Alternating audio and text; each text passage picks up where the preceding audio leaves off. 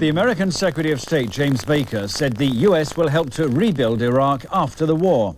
He also told the House Foreign Affairs Committee in Washington that peace in the Middle East needed an end to the destructive dispute between Israel and the Palestinians.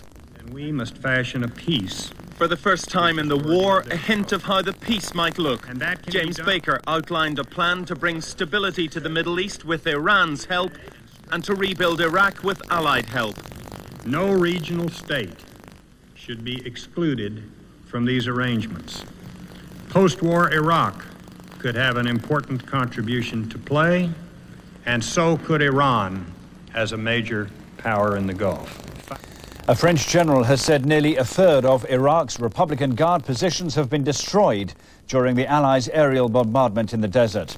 The latest pictures from Iraq show the bombing of a bridge at Nasiriyah near the Kuwaiti border.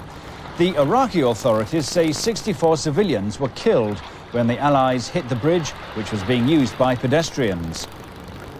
French fighters, which have joined the ferocious Allied air assault on the Republican Guard, have brought back photographs of their mission.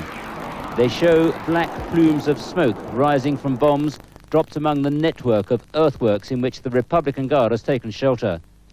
Based on this kind of evidence, the French have offered an answer to the key question of the war: how much damage has been done to the Guard? French Commander Michel Roquejoff broke with the practice of both American and British leaders to give journalists his estimate. He said the effectiveness of the Guard, the elite force on which Saddam depends, had been cut by 30%. Other estimates have been more pessimistic. Certainly, the Guard, which military sources here acknowledge is highly trained and disciplined, has made it difficult for the bombers. The Americans have hurled huge resources at the Guard, with the B-52s unloading hundreds of tons of bombs upon them. Allied commanders say they don't believe the Gulf oil slicks are a threat to military plans. Environmentalists, though, have been working to save seabirds caught in the oil. Among many tragic sights, this was the most harrowing. Yeah, I don't think it's going to happen now. A black-necked grebe caught in an obscene quagmire of oil. Desperately, Abdullah, a Saudi scientist, struggled to rescue it. Somehow, miraculously, it was still alive. Once in the rescue center, the birds are cleaned and fed. 2 days ago, we brought this grebe in, covered in oil. Today, it's bright-eyed and full of life.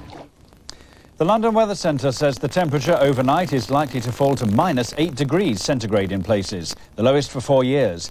In Kent, they're expecting up to a foot of snow after a day of problems. Police issued warnings to drivers, but some ignored them to their cost. All day, gritting lorries kept the main roads clear, the operation being masterminded by Kent County Council, determined not to be caught out as in previous years. The Emergency Control Centre in Maidstone receives Met Office reports, but officials say it'll be hard keeping the county on the move. Shops in the county were particularly busy as people stocked up, fearing the worst. Some schools had to shut, but there were few complaints from local children. The weathermen predict up to a foot of snow falling in some places, and that's just the beginning. There's worse to come in the next few days. That's all the news so far. More later on.